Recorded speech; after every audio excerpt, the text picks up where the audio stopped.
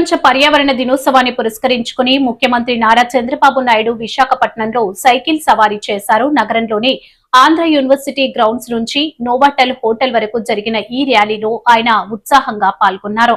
మొత్తం 5.5 కిలోమీటర్ల దూరాన్ని 21 నిమిషాలు 18 సెకండ్లలో పూర్తి చేశారు.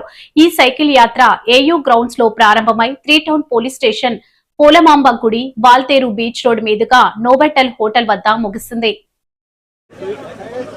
అందరికీ నమస్కారాలు. ఈరోజు నేను వరల్డ్ ఎన్విరాన్మెంటల్ డే రోజున విశాఖపట్నం వచ్చాను. మొట్టమొదటిసారిగా యూనివర్సిటీ క్యాంపస్లో చెట్టు పెట్టాను. యూనివర్సిటీకి ఒక డైరెక్షన్ కూడా ఇచ్చాం. ఒక యాక్షన్ ప్లాన్ తయారు చేయమన్నాను. ఇందులో క్యాంపస్ ఒక ఆదర్శంగా తయారు చేయాలి. నెట్ జీరో కాన్సెప్ట్ తీసుకోవాలి.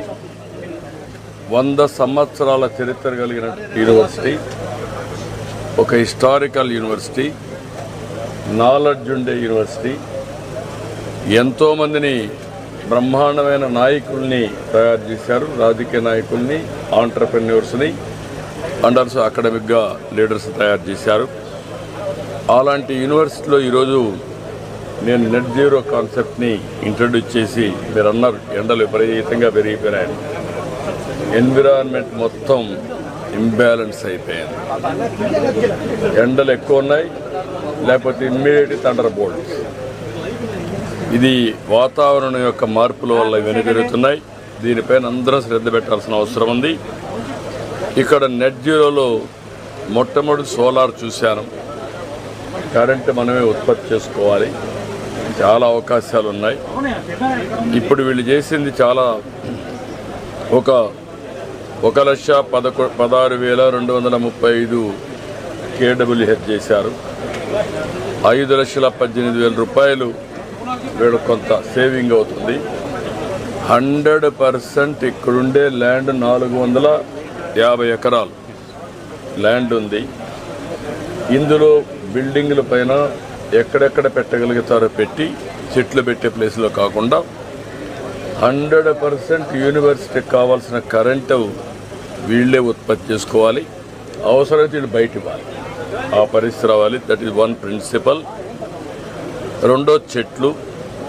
మొత్తం క్యాంపస్ ఈరోజు తిరుమలలో మీరు చూస్తే 89.5% గ్రీనరీ ఉంది.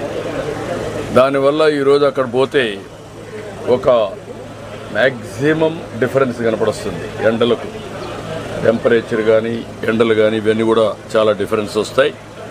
ఇక్కడ 100% దాజీ అని హైదరాబాద్లో బ్రహ్మాండంగా చేశారు. వారిని కూడా పెట్టుకున్నాం. ఇక్కడ బయోడైవర్సిటీ పార్క్ కింద యూనివర్సిటీ తయారు కావాలి. ప్రపంచంలో ఉండే చెట్లన్నీ తీసుకొచ్చి అవన్నీ పెట్టి పిల్లలకి ఇది ఒక ఎక్స్పీరియన్స్ సెంటర్ కావాలి. అది కూడా ఒక డైరెక్షన్ ఇచ్చాం. మూడోది solid waste management, circular economy. హాస్టల్లో ఉత్పత్తి చేసే వేస్ట్ కానీ, కాలేజీలో ఉత్పత్తి చేసే వచ్చే వేస్ట్ కానీ, ఇవన్నీ కూడా 3 రకాలుగా కన్వర్ట్ చేయాలి. ఒకటి, ఫుడ్ లాంటి వేస్ట్ వెట్టంతా ఉంటే దాన్ని ఆటోమేటిక్గా కాంపోస్ట్గా తయారు చేసి చెట్లకు వాడుకోవాలి. చెట్లలో వచ్చే ఆకులు కూడా కాంపోస్ట్గా తయారు చేయాలి. 2, దాంట్లో వచ్చే వేస్ట్ అంతా కూడా ఒకవేళ అవసరమైతే బయోగ్యాస్ కూడా తయారు చేసుకోగలిగితే అది కూడా తయారు చేసుకుని కుకింగ్కి వాడుకుంటాం. మూడోది, ఏదైతే రీసైక్లింగ్ మనకు పంపించేదంతా మేము ఎట్లా స్వచ్ఛ పదం కూడా పెట్టాం, దానికి ఇచ్చి రీసైక్లింగ్ పంపించాలి. మూడోది, దేనికి పనికిరాని చెత్త ఇక్కడే ఎనర్జీ ప్లాంట్ పెట్టాం, వేస్ట్ ఎనర్జీ అక్కడే పంపించాలి. ఈ 3 కూడా పాలసీస్ వాళ్ళకి ఇచ్చాను.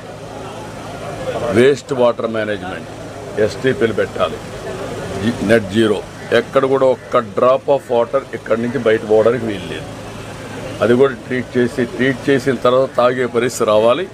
కనీసం తాగడానికి స్టిగ్మా ఉంటే కనీసం దాన్ని చెట్లకు వాడుకుని చెట్లకు పెట్టే పరిస్థితి రావాలి. అది కూడా క్లియర్గా చెప్పాం. ఫైనల్గా దీన్ని PNG తీసుకురావాలి. పిఎన్జి వచ్చి గ్యాస్ పైపులో వచ్చే గ్యాస్ ద్వారా వంటలు చేయాలి, అవన్నిటి కూడా పెట్టాలి. ఎలక్ట్రికల్ స్టవ్స్ పెట్టుకోవాలి. ఏదో ఎలక్ట్రికల్ స్టవ్ కానప్పుడు పిఎన్జి గ్యాస్ ద్వారా వచ్చే పైప్ ద్వారా వచ్చే గ్యాస్ ఇవన్నీ చేసి నేను ప్రొఫెసర్ గారిని కోరా, వైస్ ఛాన్సలర్ గారిని, కమిటీ ఆఫ్ ప్రొఫెసర్స్ ఎవరైతే ఎక్స్పర్ట్స్ ఉన్నారో, నాలెడ్జ్ ఉంటుందో ఆ డిపార్ట్మెంట్ బట్టి వాళ్ళని పెట్టి మొత్తం దీనంతా కూడా ఇన్ హౌస్ నాలెడ్జ్ని అవుట్ సోర్సింగ్ ఏజెన్సీస్ని పెట్టుకుంటాం ఎడ్యుకేషన్ కోసం. వాళ్ళని పెట్టి వీళ్ళు చేపిస్తారు. ఈ రెండు చేసిన తర్వాత యూనివర్సిటీ అనేది ఒక ఎక్స్పీరియన్స్ సెంటర్గా ఉండాలి. పిల్లలు ఇక్కడ బయోడైవర్సిటీ పార్క్ పెట్టాం, ఇక్కడికి వస్తే ఒక స్ట్రెస్ బరస్టర్ కింద ఉండాలి, ఒక అనుభవం కింద ఉండాలి. వాళ్ళు they have to love to study here. అలాంటి వాతావరణం క్రియేట్ చేయాల్సిన అవసరం ఉంది. స్టూడెంట్స్కి ఇది ఒక నాలెడ్జ్ అక్విజిషన్ హబ్గా కావాలి, నేర్చుకునే పరిస్థితి రావాలి. ఎక్కడ పోయినా జీవితంలో ఇది ఒక మార్పు తీసుకురావాలి. మూడవది, ఇది యూనివర్సిటీ ఒక మోడల్ యూనివర్సిటీ కావాలి. 4, ఏదైతే university all colleges, affiliated colleges అన్నిటికీ వీళ్ళు గైడ్ చేయాలి. ఇమ్మీడియట్గా they have to take it up, they have to guide all universities and they have to get it done. దానికి ఏమేమి కావాలో వర్కౌట్ చేసుకుంటారు. ఇంకొక పక్కన top 3 universities in the world నాలెడ్జ్లో లేకపోతే టాప్ 10 or 20లో పెట్టుకొని ఆ స్థాయికి యూనివర్సిటీ చేరాలి. Premises one of the best premises. Location nobody will get this type of location happening. Visakhapatnam is next level now. ఇవన్నీ వచ్చినప్పుడు యూనివర్సిటీ కూడా ఆ స్టేజ్కి వెళ్ళాల్సిన అవసరం ఉంది. ఒక బ్లూ ప్రింట్ తయారు చేస్తారు. అవసరమైతే ప్రతి ఒక్క స్టూడెంట్ కూడా యాక్షన్ ప్లాన్లో భాగస్వాములు కావాలి.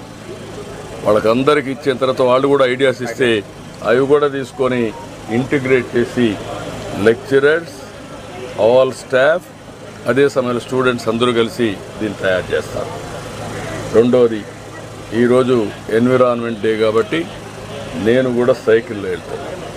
మళ్ళీ సైకిల్లోనే వస్తాను. ఈరోజు మొదటి ప్రారంభం అందరికీ చెప్పాను, హీర్ ఆఫ్టర్ వర్డ్స్ వీలైనంత వరకు సైకిల్లో తిరిగితే ఏదో ఫోటోల కోసం కాదు, అది ఒక అలవాటు కావాలి, వే ఆఫ్ లైఫ్ కావాలి. ఎలక్ట్రికల్ సైకిల్స్ వచ్చేసాయి. ఒకటి కొనుక్కుంటే ఓపిక ఉంటే పెడలింగ్, ఓపిక లేకపోతే ఎలక్ట్రికల్. రెండోది, దీనివల్ల మీకు అడ్వాంటేజ్ ఏంటంటే ఎక్సర్సైజ్, ఫిట్నెస్ పర్ఫెక్ట్గా ఉంటుంది. ఇక్కడ విశాఖపట్నంలో కూడా ఈ సిటీలో వాకింగ్ పాత్ కూడా తయారు చేస్తాం. సైక్లింగ్ పాత్స్ ఎన్ని వీలైతే తయారు చేస్తాం, సెపరేట్గా ఉంటాయి. ఎవరు పోవాలన్నా సైకిల్లో కూడా పోయి వస్తూ ఉంటారు ఆఫీసులకి. అలాంటి ఎన్విరాన్మెంట్ని క్రియేట్ చేస్తాం. గ్రీన్